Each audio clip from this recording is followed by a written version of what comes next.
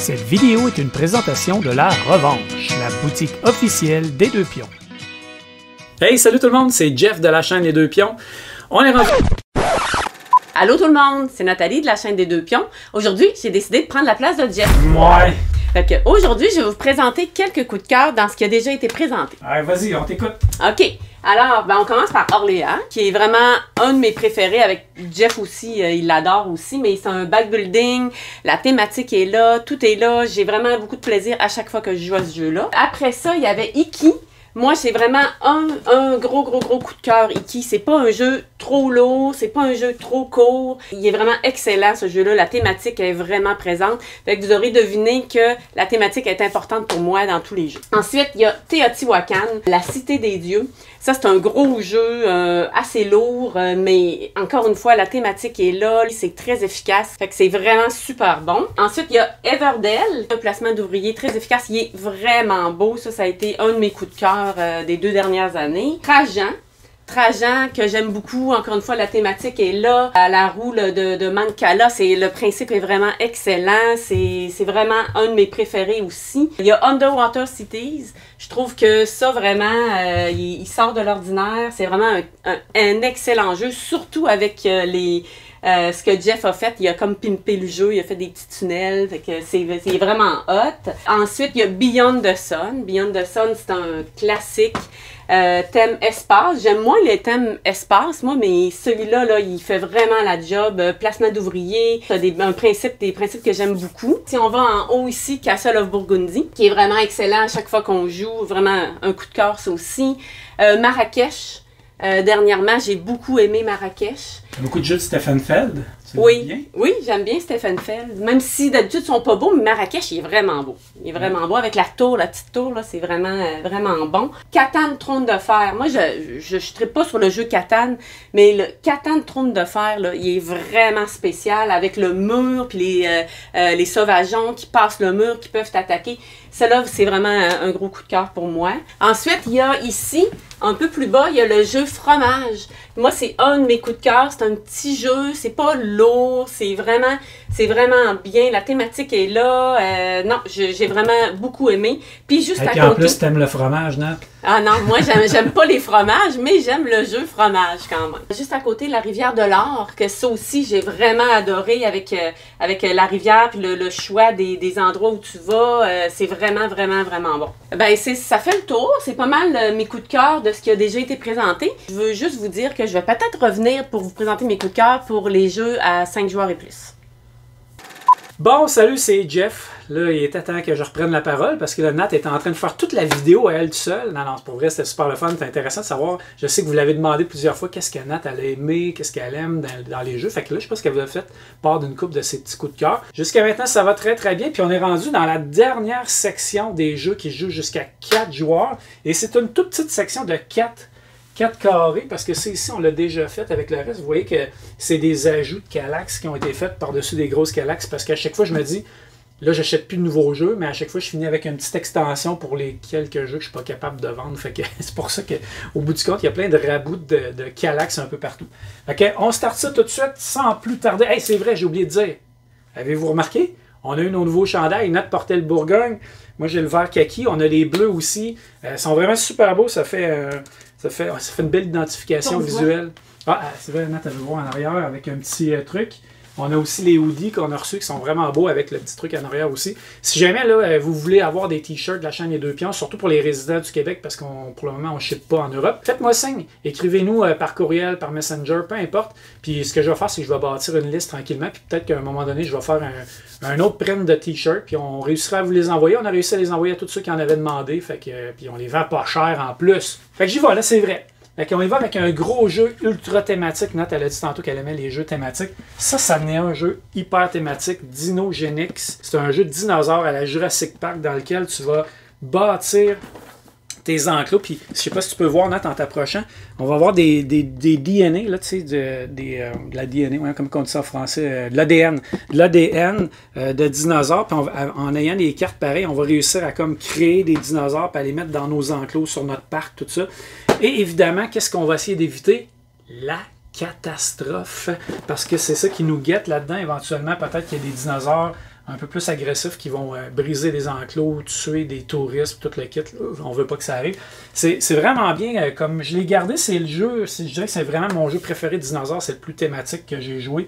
Très, très le fun. Ici, j'ai Era, avec l'extension Era. Celui-là, c'est Route et Rivière.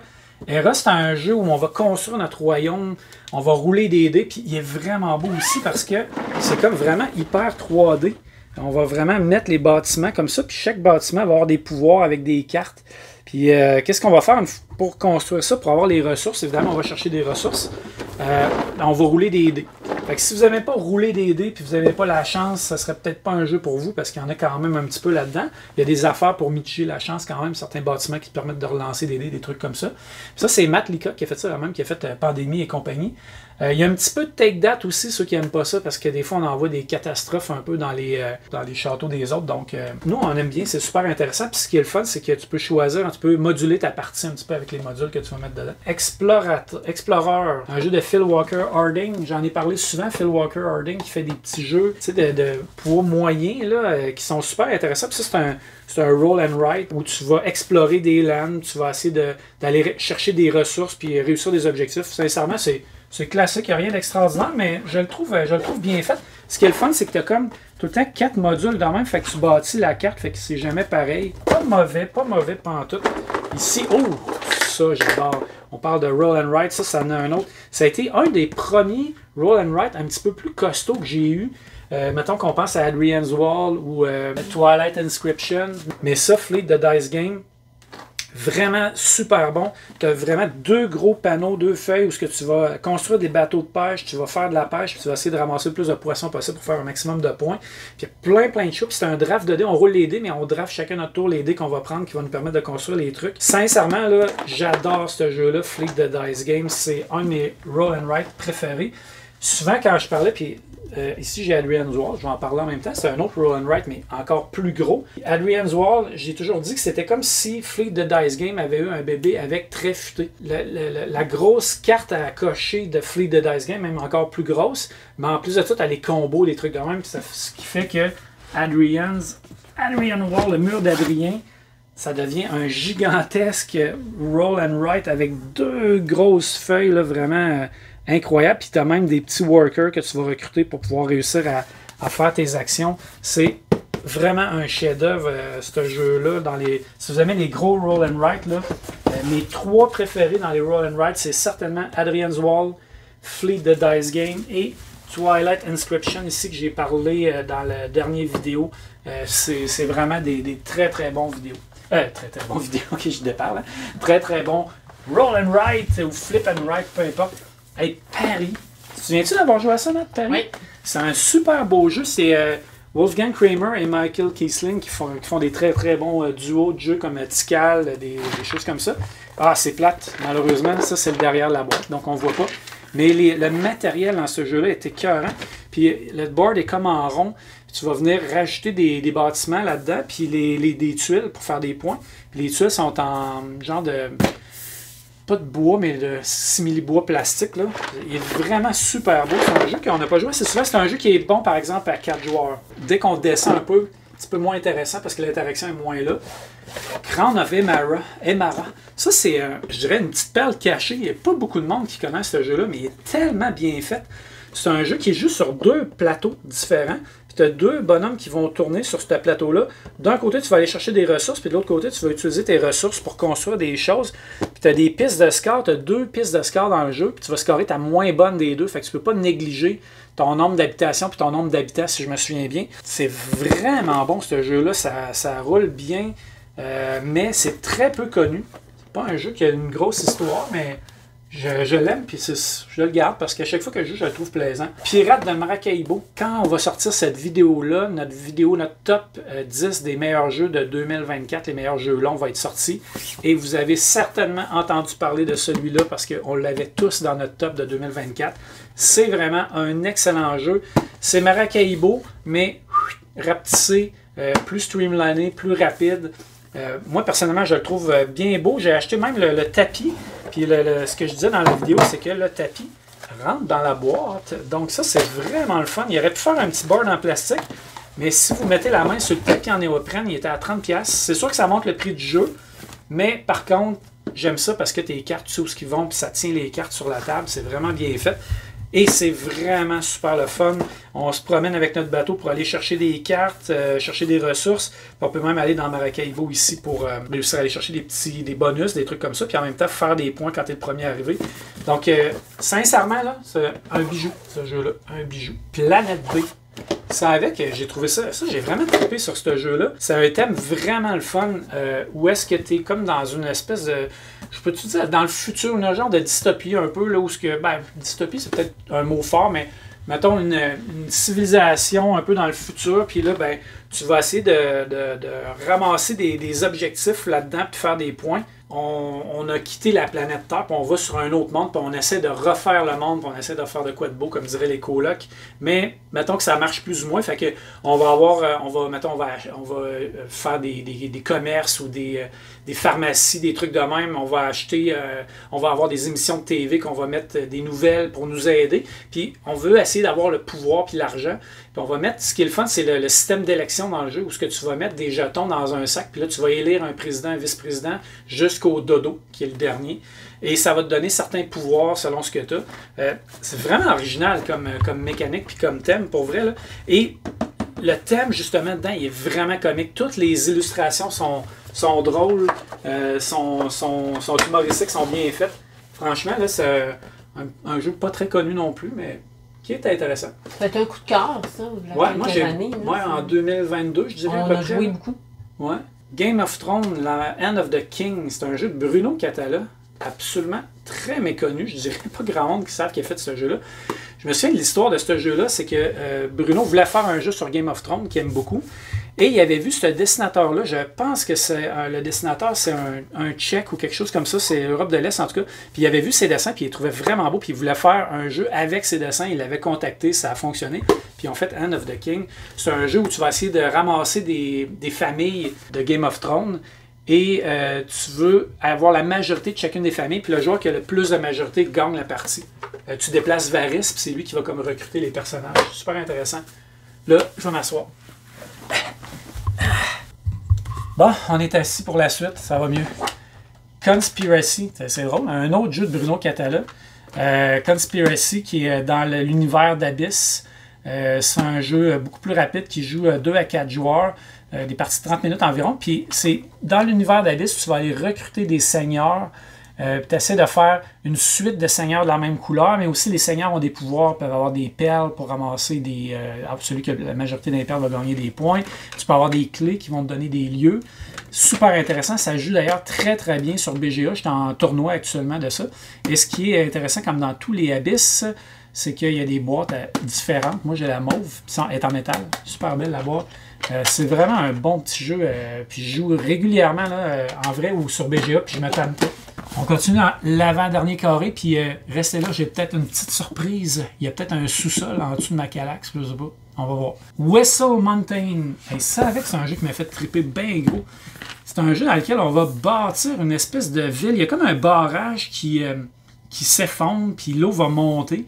Puis là, on construit une ville un petit peu des deux côtés de ça, puis on va vraiment placer des éléments dans la ville que les gens vont pouvoir utiliser avec leur Zeppelin, qui est comme le worker, si on veut. Ils vont pouvoir aller les activer pour ramasser des ressources. Puis il y a un gros engine building. Je ne sais pas si tu peux voir un petit peu ici dans le coin. On voit un petit peu de quoi ça a l'air.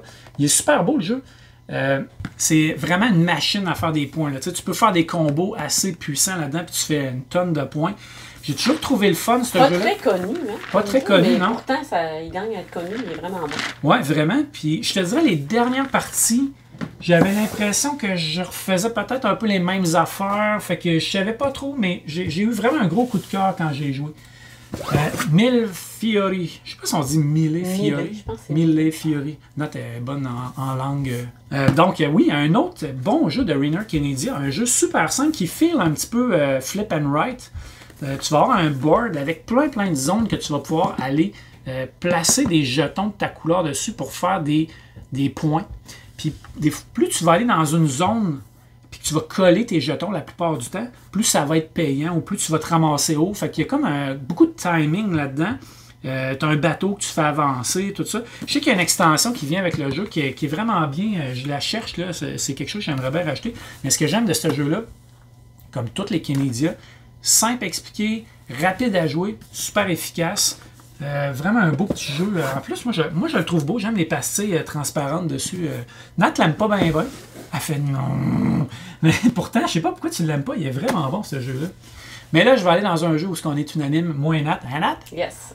Hein, Nat? Field of Green. Et puis c'est drôle parce que sur la page Facebook des Jeux de Société Québec, il y a quelqu'un justement qui demandait hey, c'est quoi votre jeu de ferme préféré? Et moi, j'aime pas Agricola. Évidemment, Agricola est ressorti beaucoup, puis je sais que beaucoup de monde l'aime. Moi, je l'aime pas bien. Mais moi, j'ai proposé Field of Green, qui est un jeu vraiment avec un thème on voit pas trop souvent, un thème de farming, de ferme. Puis tu vas construire avec tes cartes des fermes. Puis selon où est-ce que tu vas placer tes choses, va falloir que tu irrigues avec de l'eau, va falloir que tu ramasses la nourriture pour nourrir certains animaux, faire des points, déclencher des points. Tu vas avoir des bâtiments qui vont donner des points de fin de partie. Ça se joue en 4 manches, puis c'est un draft de cartes là, qu'on va faire pour pouvoir construire les choses, les fermes, les morceaux de ferme finalement. Fait que super bon. Moi, t'as aimé ça, ce jeu? Oui, c'est vraiment excellent. Ah, un jeu, ça fait pas tellement longtemps que j'ai. Imperial Miner. Moi, j'aimais beaucoup Imperial Settlers, qui est un jeu, je l'ai plus. Vous avez remarqué que je n'en ai pas parlé parce que je l'ai revendu. Tu avais une faction, mettons, les Incas ou les Vikings. Les Égyptiens. Puis là, tu construisais des buildings ou des personnages, tu faisais des points, mais il y avait beaucoup de combos. C'est un gros engine building. Puis ça pouvait être long. Là, je me souviens d'une partie avec Philippe où on avait rempli la table de cartes. C'était complètement fou. Fait que ça, c'est comme Imperial Miners, c'est un petit peu dans le même genre, même univers, en fait. Je dirais pas que c'est tant que ça le même genre, pour vrai, parce que j'ai pas trouvé que ça ressemblait tant que ça. Mais je me suis dit, je vais l'essayer parce que ça va peut-être ça me donner le même feeling, mais en plus court. Fait qu'au final, qu'est-ce que tu fais? Tu construis une mine, tu essaies de creuser ta mine, plus tu vas creuser, plus les buildings te donnent des points ou des pouvoirs.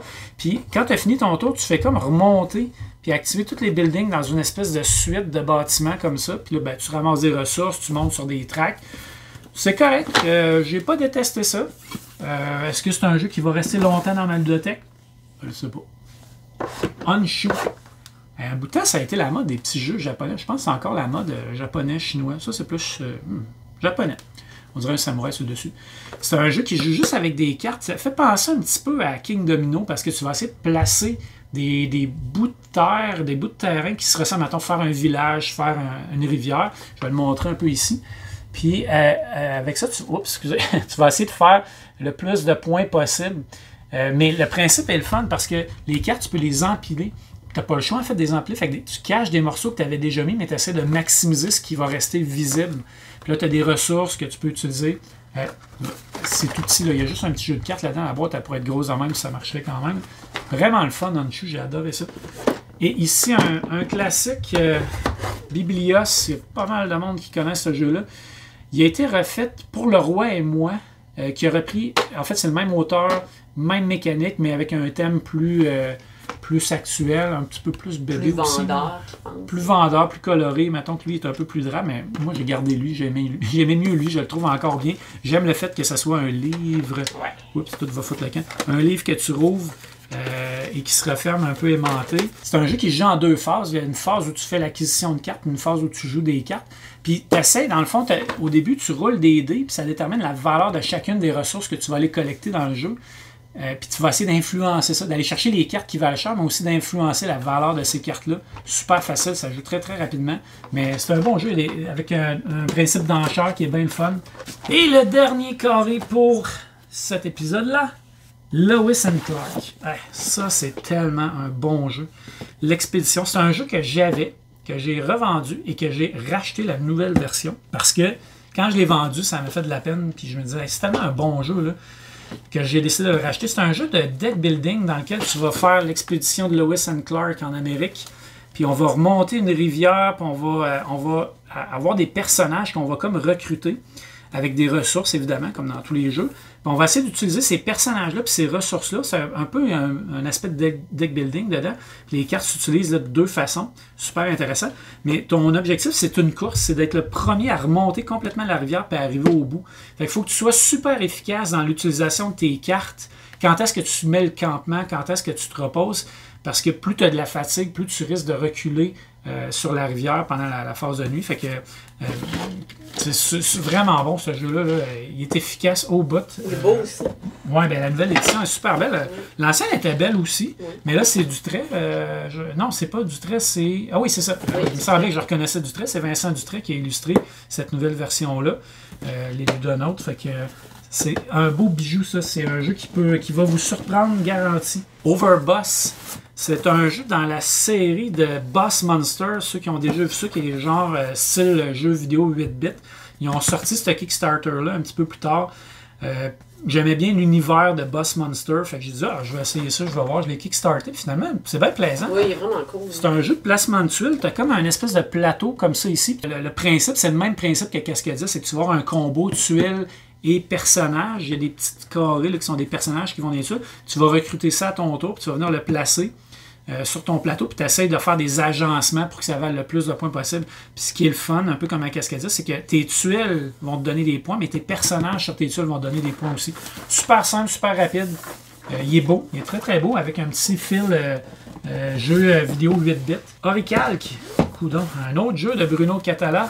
Cette fois-ci, Bruno était avec Johannes Goupy. Je sais pas, j'ai l'impression que les gens autour de moi n'ont pas trippé tant que ça. Moi, j'ai aimé ça au bout de ce Parce jeu. qu'il est simple, là, il est vraiment pas compliqué. Je sais pas pourquoi, mais il est vraiment beau, Oricalc. Parce que c'est une course, hein? C'est pas tout le monde qui aime les courses. Ouais, c'est vrai, c'est une autre course. Des fois, tu peux te On faire. a tendance à oublier que c'est une course. C'est vrai, tu peux te faire coincer, puis souvent, tu te fais prendre un petit peu à bâtir ton paysage. Parce que tu essaies de faire des agencements. C'est des tuiles que tu vas sélectionner avec des pouvoirs. En plus, tu as comme deux choses que tu ramasses dans ton tour. L'objectif, c'est de ramasser des espèces de médailles comme ça ici.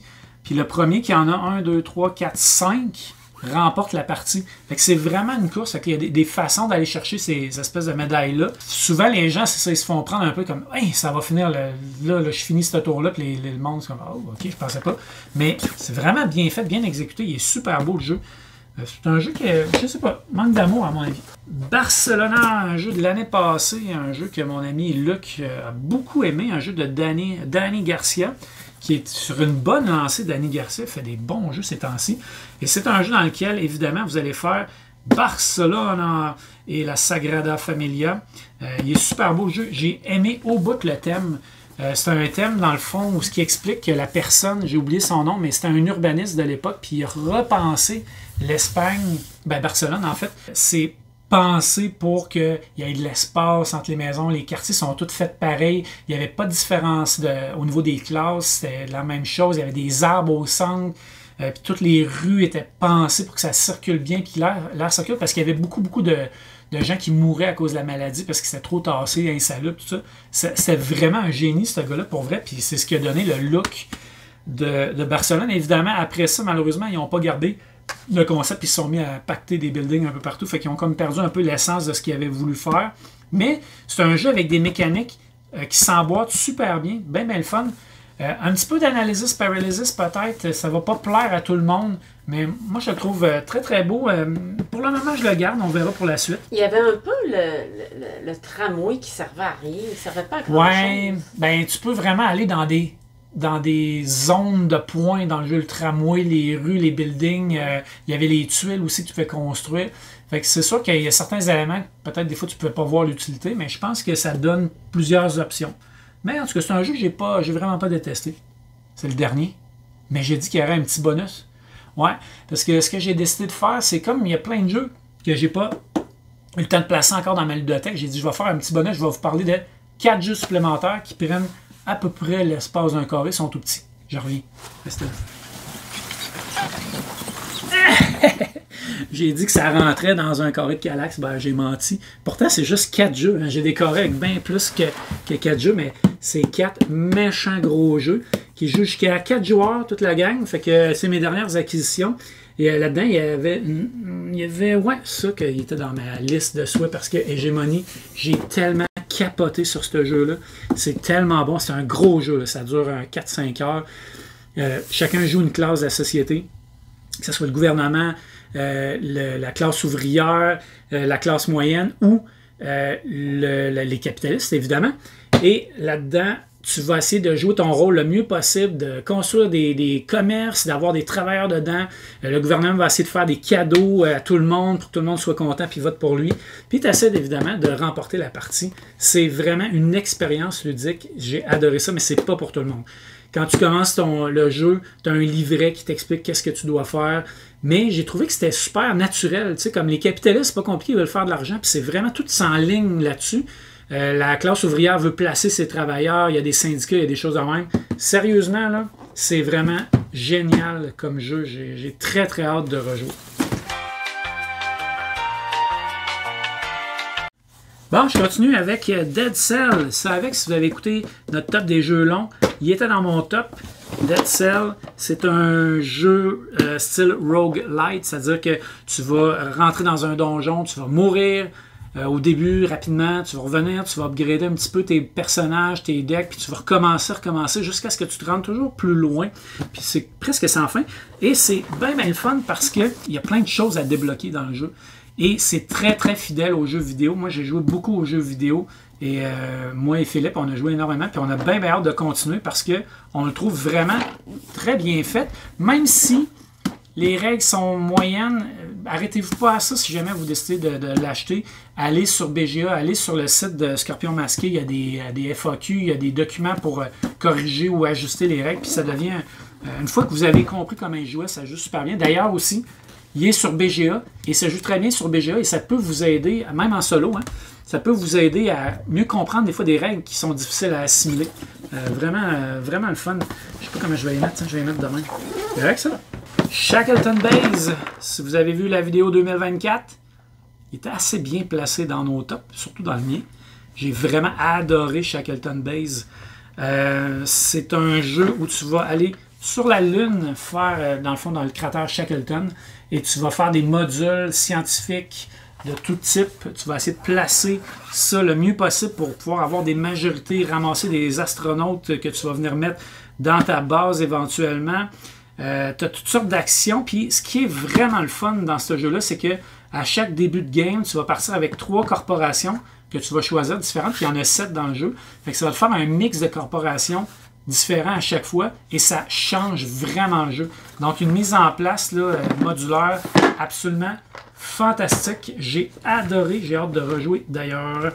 Et je termine la vidéo d'aujourd'hui pour vrai parce que là j'ai plus d'autres jeux cachés. En tout cas, j'en ai d'autres mais ça va être pour la section 5 joueurs. C'est Le Secret de mon père. Petite boîte de rien du tout. Un jeu qui est absolument splendide, vraiment magnifique. Le matériel dans ce jeu-là est incroyable. Et ça, c'est la version magasin, là, la version que tout le monde peut acheter. Puis c'est des game trays avec des ressources en 3D. Je pense que je vais les montrer.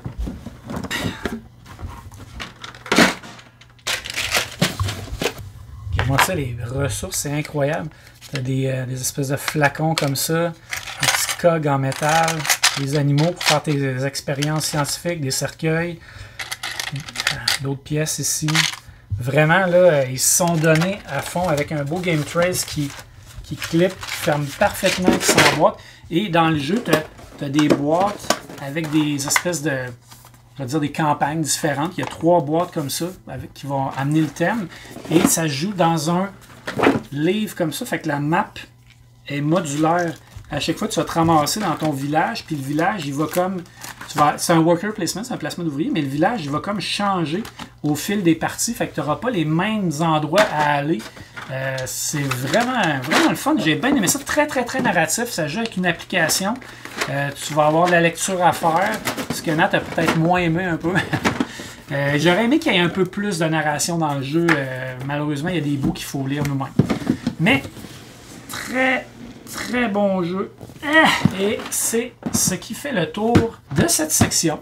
Et là, la prochaine fois, on va être rendu à la section des jeux qui jouent jusqu'à 5 joueurs et l'autre section qui joue 6 joueurs et plus.